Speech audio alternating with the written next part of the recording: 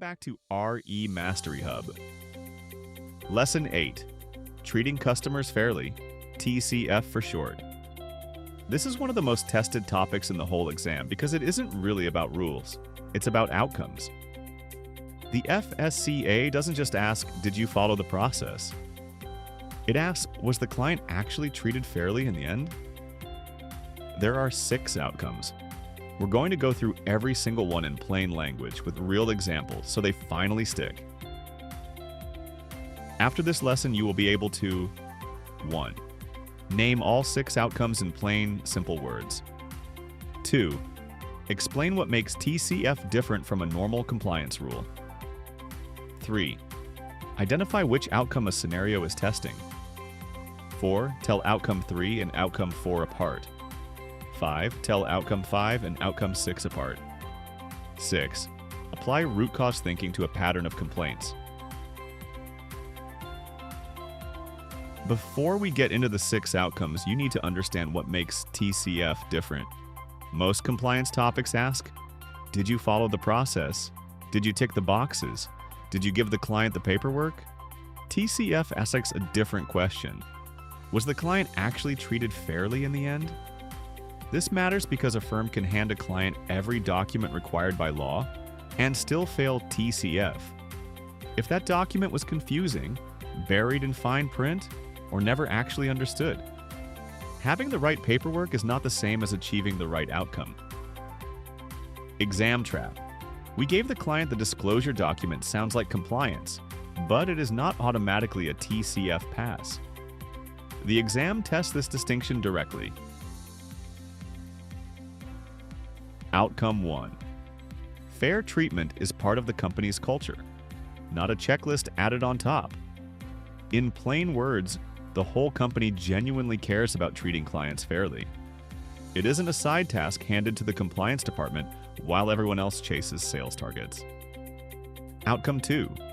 Products must be built for the people they are actually sold to. In plain words, don't design a complex investment product and then sell it to people who don't understand complex investments. The product itself has to be right for its target market. Exam trap. Outcome 2 is about design and target market, not about the individual sales conversation. That distinction belongs to a different outcome which we cover next. Outcome 3. Clients get clear information before, during, and after the sale. In plain words, explain things simply at every stage, not just once at the start of the relationship and not buried in small print they'll never read. Outcome 4. The advice given must actually suit this client's situation. In plain words, a good product recommended to the wrong person is still bad advice. Advice has to fit the person in front of you, their needs, their risk profile, their real financial situation, not just the product on offer. Exam trap. Outcome 3 is about how information is communicated. Outcome 4 is about whether the advice fits the client. Students constantly mix these two up. Outcome 5. The product must perform the way the client was told it would. In plain words, if you told the client to expect certain growth, certain cover, or certain benefits, the product needs to actually deliver that in practice, not just on paper. Outcome 6. Clients must be able to switch, claim, or complain without unfair obstacles. In plain words, it must be just as easy to leave, complain, or make a claim as it was to buy in the first place. No hidden traps at the exit door, no unreasonable penalties, no deliberately confusing cancellation process. Exam trap. Outcome 5 is about whether the product performed. Outcome 6 is about whether the client can leave or complain easily. 2 completely different moments in the relationship. Let's walk through a real exam-style scenario together. A client was not told about a 25% early surrender penalty before buying. The FSP says the full policy document was provided. Which outcome does this test? The answer is Outcome 4, clear communication. Giving someone a signed document is not the same as making sure they genuinely understood a 25% penalty. Burying important costs in dense paperwork fails the communication standard, even if every legal box was ticked. The lesson here: delivering a signed document does not automatically satisfy TCF or FAIS. The FSCA looks at whether the client genuinely understood, not just whether paperwork exists. TCF is not just about fixing one complaint, it's about fixing the system that caused it. Scenario: 78% of complaints in the past year relate to clients not being told about early termination penalties. That is not one unlucky case. That is a pattern. What TCF requires when you see a pattern like this? 1. Find the root cause. Why do so many clients not know about this? Is it the sales script? The disclosure document? Staff training? 2. Fix the system. Not just the individual complaints already received, but the process that keeps generating them. 3. Monitor to confirm the fix actually worked going forward. Exam trap. Keep resolving complaints one at a time is the wrong answer whenever the exam shows you a pattern. A pattern always demands a systemic fix. 6 exam tips for TCF. Tip 1. Exactly 6 outcomes. Tip 2. Outcome 2 is product design. Outcome 4 is advice suitability. Tip 3. Outcome 3 is how you communicate. Outcome 4 is whether advice fits the client. Tip 4. Outcome 5 is product performance. Outcome 6 is exit barriers. Tip 5. Giving a document isn't automatic compliance. Tip 6. Patterns need systemic fixes, not case-by-case resolution. Your one-screen summary. Screenshot this slide. Come back to it the night before your exam. Top left. Outcomes 1 and 2. Culture and design. Top right. Outcomes 3 and 4. Communication and suitability. Bottom left. Outcomes 5 and 6. Performance and no barriers. Bottom right.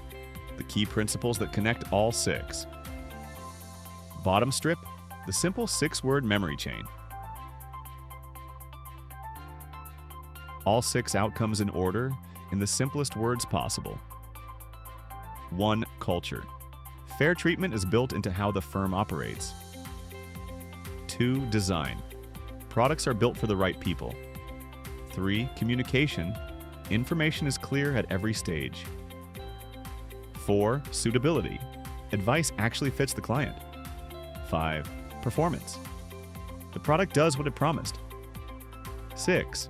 No barriers. Leaving, claiming, or complaining is easy. If you can say those 6 words in order: culture, design, communication, suitability, performance, no barriers, you have the whole topic locked in. Pause and answer the question on screen. Answer is on the next slide.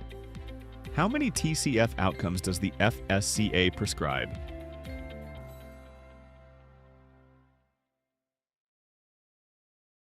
The answer is D. The FSCA prescribes 6 TCF outcomes, covering the entire product and service lifecycle from design through to the point of sale and beyond. This is a foundational number-based question that appears often, so lock it in.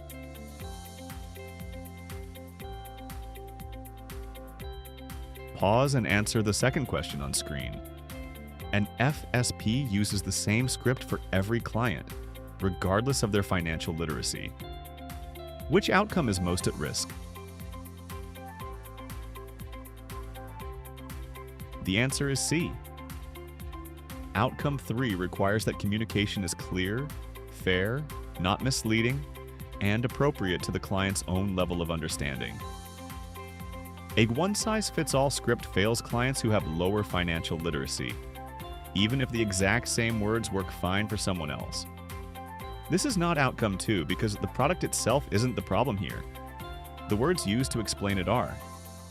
That's a communication failure, which is outcome 3. Quick recap. 6 things. 1. TCF is outcomes-based, not paperwork-based. 2. Outcome 1 is about culture. 3. Outcome 2, design, versus Outcome 4, suitability. 4. Outcome 3, how, versus Outcome 4, whether it fits. 5. Outcome 5, performance, versus Outcome 6, barriers. 6. Patterns need systemic fixes. Quiz this topic on RE Mastery Hub now. Free to start. Upgrade when you are ready. Next lesson, insurance principles. The fundamental concepts behind every insurance product. Subscribe. Study smart. Pass first time.